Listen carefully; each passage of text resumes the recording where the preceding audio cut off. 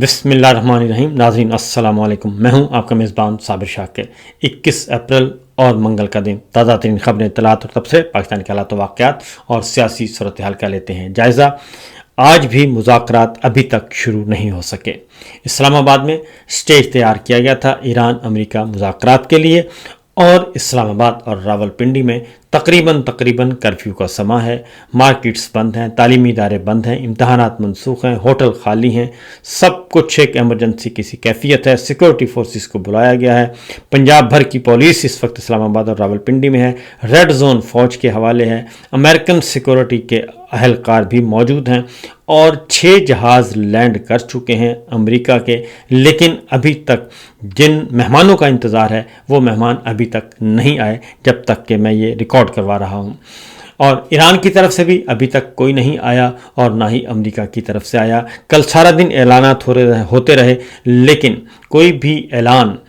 برابر ثابت نہیں ہو سکا۔ دھمکیاں بھی دی جاتی رہیں، مذاکرات کی کوششیں بھی کی جاتی رہیں۔ بیک ڈور چینل پہ بہت زیادہ کوشش کی جا رہی ہے کہ کسی بھی طریقے سے ایران جو ہے اس کو راضی کیا جائے، ایران کی قیادت کو راضی کیا جائے، اور ان کو آمادہ کیا جائے کہ وہ آئیں اور امریکہ کے ساتھ مذاکرات کریں اور کوئی نہ کوئی ڈیل کر لیں، کیونکہ اس وقت سب سے زیادہ جو سٹیکس ہیں وہ ہمارے فیلڈ مارشل کے ہیں، اور چونکہ وہ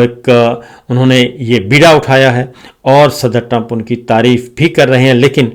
تقریباً 2-3 دن ہو گئے ہیں صدر ٹرمپ کی طرف سے شہباز شریف صاحب کے لیے اور فیلڈ مارشل کے لیے کوئی تعریفی کلمات نہیں آئے اور تعریفی ٹویٹ نہیں آیا اس وقت تک جب کہ میں یہ ریکارڈ کروا رہا ہوں۔ اس کی وجہ کیا ہے؟ اس کی وجہ یہ ہے کہ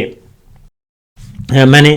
پہلے بھی عرض کیا تھا کہ یہ ثالثی نہیں بلکہ یہ ایلچی والا کام ہے، اور خصوصی ایلچی کے طور پر، پیغام رسانی کے طور پہ، اور ایک وچولا پن جو ہوتا ہے اس کے تحت یہ کام کیا جا رہا ہے، کیونکہ ثالث تو وہ ہوتا ہے جس کے پاس اتھارٹی ہو، جس کو دونوں فریق لکھ کر دیں کہ جناب آپ جو بھی فیصلہ کریں گے وہ ہمیں قبول ہوگا۔ اور لیکن یہاں پہ تو معاملہ کچھ اور ہے۔ یہاں پہ امریکہ سے ایک فہرست آئی، وہ پہنچا دی گئی تہران، اور تہران سے جواب آیا، وہ امریکہ پہنچا دیا گیا، اور اس کے بعد ہم اب مذاکرات کے لیے سٹیج تیار کر کے بیٹھے ہیں۔ بہرحال صورتحال یہ ہے کہ اس وقت جو لیٹسٹ ڈیولپمنٹس ہیں کہ 3 دن ہو گئے ہیں مذاکرات کا انتظار کیا جا رہا ہے لیکن نہیں ہوئے۔ ہماری ریڈ زون مکمل طور پر سیل ہے، اور ہائی کورٹ اور وفاقی غیر آئینی عدالت بھی بند ہے، تالے لگے ہوئے ہیں۔ ہر روز ایک نوٹیفیکیشن جاری ہوتا ہے کہ آج بھی عملہ نہیں آئے گا، آج بھی عدالتیں بند رہیں گی۔ یہ صورتحال چل رہی ہے۔ بہرحال جے ڈی وینس کی طرف سے، واشنگٹن کی طرف سے کہا گیا کہ جے ڈی وینس مذاکرات کے لیے آج یعنی کہ منگل کے دن پاکستان کے لیے روانہ ہوں گے۔ کس وقت پہنچتے ہیں یہ ابھی تک نہیں بتایا گیا، اور امریکہ اور ایران کے اسلام آباد میں مذاکرات اب بدھ کو ہوں گے، یہ CNN نے بتایا ہے واشنگٹن سے، کیونکہ پاکستان سے کوئی بھی خبر نہیں جنریٹ ہو رہی، اور اگر ہو رہی ہے تو پاکستان کے میڈیا کو کم از کم نہیں بتائی جا رہی۔ پاکستان کا میڈیا بھی مغربی میڈیا سے، امریکی میڈیا سے، یا برطانوی میڈیا سے، اور یا عرب میڈیا سے خبریں لے کے آگے بھیج رہا ہے۔ تو CNN کے مطابق جی فریقین کی جانب سے جارحانہ بیان بازی کی وجہ سے مشکلات حائل ہیں، اور وائٹ ہاؤس نے مذاکرات کے وقت سے متعلق ابھی تک کچھ نہیں بتایا، صرف یہ بتایا ہے کہ جے ڈی وینس آج روانہ ہوں گے۔ لیکن میں پھر آپ کو کہوں کہ یہ اعصابی حملے زیادہ ہو رہے ہیں۔ اس کی وجہ یہ ہے کہ کل بدھ کے دن ہی، جو اب کہہ رہے ہیں کہ بدھ کو مذاکرات ہوں گے، کل جو ہے وہ ڈیڈ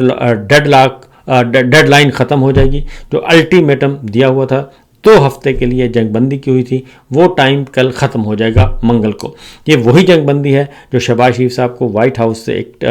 ٹیکسٹ آیا تھا کہ جناب یہ آپ ٹویٹ کر دیں، اور انہوں نے ریکویسٹ کی تھی صدر ٹرمپ سے، اور 2 ہفتے کے لیے جنگ بندی ہو گئی تھی۔ یہ تو ہے وائٹ ہاؤس کی طرف سے لیٹسٹ ڈیولپمنٹ۔ اس کے بعد ہے جی ہماری سیکورٹی بدستور ہائی الرٹ ہے۔ اسلام آباد کی اور راولپنڈی کی اور خاص طور پہ نور خان ایئر بیس کی ایک نیا حکم نامہ جاری کیا گیا ہے کہ لوگ جو ہیں وہ چھتوں پر بھی، نور خان ایئر بیس کے ارد گرد رہنے والے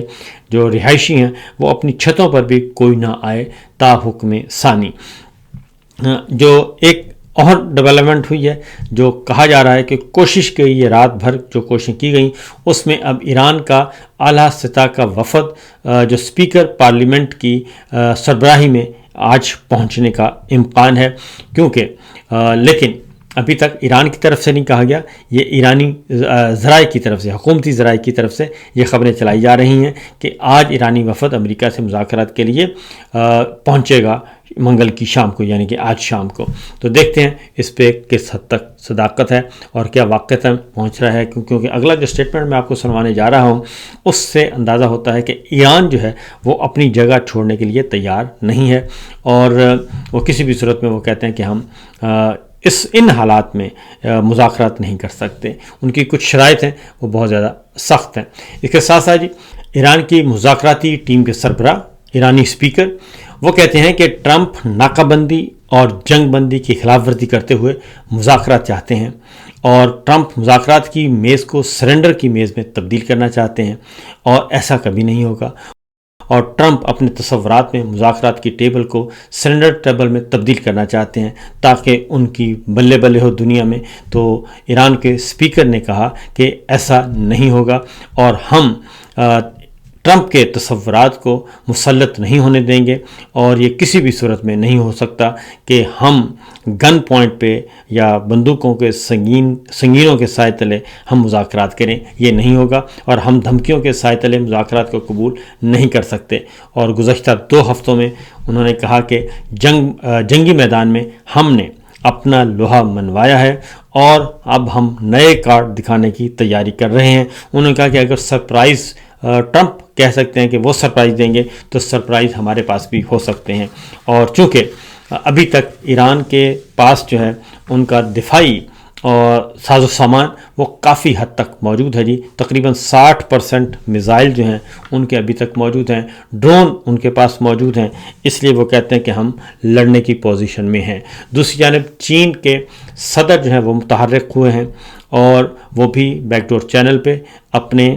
کوششیں کر رہے ہیں، اور کل ان کی بات ہوئی ہے کراؤن پرنس محمد بن سلمان سے، چین کے صدر کی، اور اس میں اتفاق کیا ہے کہ اسٹریٹ آف ہرمز جو ہے اس کو پرامن طریقے سے باہمی بات چیت کے ذریعے اس کو ری اوپن کیا جائے گا، طاقت کا استعمال کسی بھی صورت میں نہیں کیا جائے گا۔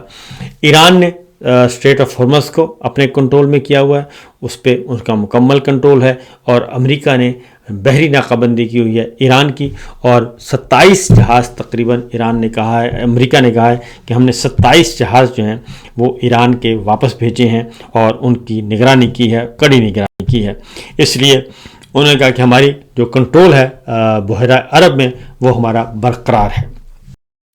اب ذرا آتے ہیں جناب، ہمارے فیلڈ مارشل جو ہیں ایک طرف تو کوششیں کر رہے ہیں اور پوری دنیا میں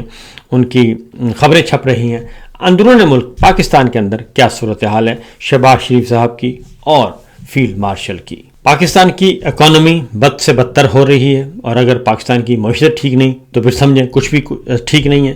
آلریڈی ہم آئینی بحران میں مبتلا ہیں، سیاسی بحران ہمارا بڑھا ہوا ہے۔ تو اسٹیٹ بینک آف پاکستان کی رپورٹ ہے، میری اور آپ کی نہیں ہے، کسی اپوزیشن جماعت کی نہیں ہے، اس کے مطابق جو دستاویزات ہیں اسٹیٹ بینک نے کہا ہے کہ موجودہ حکومت کے ابتدائی 2 سال کے دوران قرضوں میں 15,072 ارب روپے کا تاریخی اضافہ ہوا ہے،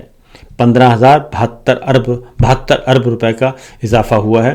اور یہ صرف 2 سال میں 8 فروری 2024 کو یہ آئے تھے، اور فروری 26 میں یہ مدت پوری ہوگی، اس کے اعداد و شمار شائع کیے گئے ہیں، اور یہ تاریخی ریکارڈ ہے۔ اور مرکزی بینک کی تفصیلات کے مطابق بنیاد پر مارچ 2024 سے لے کر فروری 2026 2 سال کے دوران وفاقی حکومت کے مقامی قرضوں میں 1068 ارب روپے کا اضافہ ہوا ہے، اور جس کے بعد وفاقی حکومت کا قرضہ فروری 2026 تک بڑھ کر تقریباً 80,000 ارب روپیہ ہو چکا ہے۔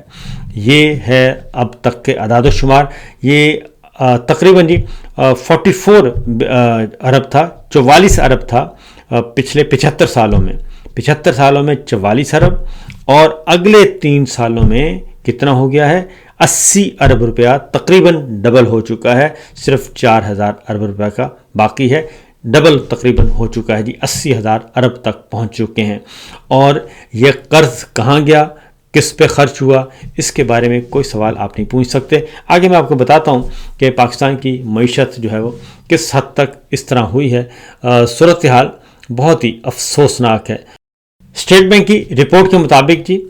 تقریباً ہر روز جو ہے قرض جو ہے وہ تقریباً 21 ارب روپے کا ہر روز اضافہ ہو رہا ہے۔ 21 ارب روپے کا قرضہ ہر روز لیا جا رہا ہے اور اس میں اضافہ ہو رہا ہے، اور جو تفصیلات جاری کی گئی ہیں وہ اس سے بھی وہ کہتے ہیں کہ خطرناک ترین ہے۔ نگراں حکومت کے آخری مہینے میں فروری 2024 تک وفاقی حکومت کے قرضوں کا حجم 64,000 ارب تھا، 44,000 ارب تھا جب رجیم چینج آپریشن کیا گیا، عمران خان کو برطرف کیا گیا۔ اس کے بعد اگلے 1.5 سال جو ہے اس میں مزید اضافہ ہوا 64,000 ارب روپے کا، اور اگلے 2 سال میں اضافہ ہو گیا 1,800 ارب روپے کا، اور یہ صورتحال ہے۔ مسلسل قرضوں میں بڑھوتری ہوتی جا رہی ہے، اس کے علاوہ اور کچھ نہیں ہے۔ تو کہنے کا مطلب یہ ہے کہ آپ جس مقصد کے لیے آئے تھے اور جس مقصد کے لیے آپ نے رجیم چینج آپریشن کیا اور ایک منتخب حکومت کا سازش کے تحت تختہ الٹا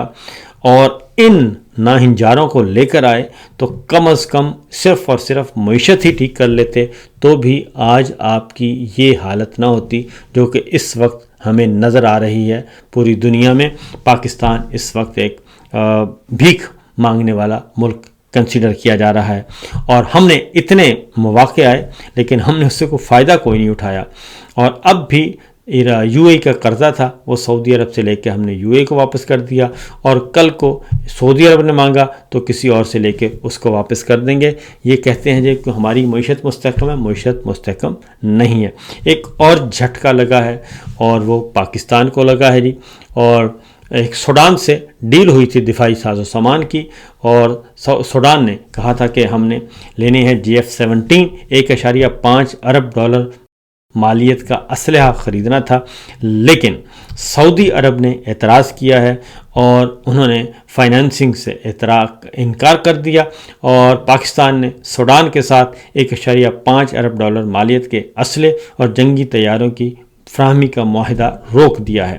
اور سعودی عرب کی افریقہ پالیسی پر نظر ثانی کی وجہ سے لیبیا کے ساتھ کیا گیا 4 ارب ڈالر کا معاہدہ بھی خطرے میں پڑ گیا ہے، کیونکہ یہ میں آپ کو بتا دوں کہ ہمارے فیلڈ مارشل گئے تھے لیبیا، اور وہ لیبیا کے اس حکمران سے ملے جسے اقوام متحدہ تسلیم نہیں کرتا،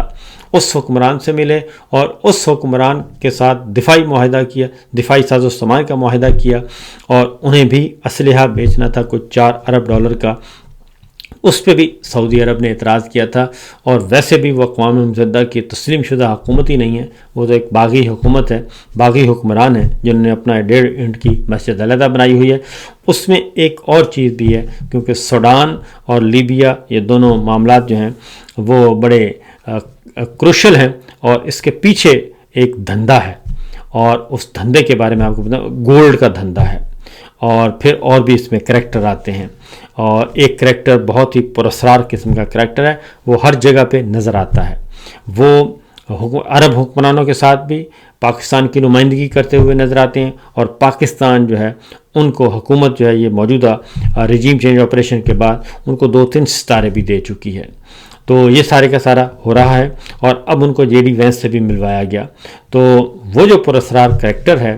اس کا کیا رول ہے آنے والے دنوں میں، میرا خیال ہے وہ کئی بندوں کا فرنٹ مین نکلے گا، اور اس کے وارنٹ آلریڈی کئی ملکوں میں 2-3 ملکوں میں اس کے خلاف مقدمات بھی ہیں، اور جب تک عمران خان صاحب تھے اس وقت تک وہ اشتہاری تھا، مطلوب تھا، لیکن جو ہی عمران خان صاحب کی حکومت کا تختہ الٹا گیا تو وہی شخص اس رجیم کا VVIP بندہ بن گیا۔ تو یہ سچویشن چل رہی ہے۔ تو بہرحال ہر طرف معاملات ہر طرف وہ کہتے ہیں جی لگی ہوئی ہے آگ، عوام جو ہیں وہ باقاعدہ طور پہ رول چکے ہیں، ان کا تذکرہ نہ کیا جائے تو یہ زیادتی ہوگی، اور بجلی، گیس، پیٹرولیم ہر چیز مہنگی، اور جو LNG کا معاہدہ ہے اس کو وہ بھی اسکیم سامنے آ چکا ہے کہ LNG کا معاہدہ وہ اس میں بھی کیپیسٹی پیمنٹ جو ہے وہ رکھی گئی ہے، اور وہ بھی کروڑوں ڈالر مہینے کی ہے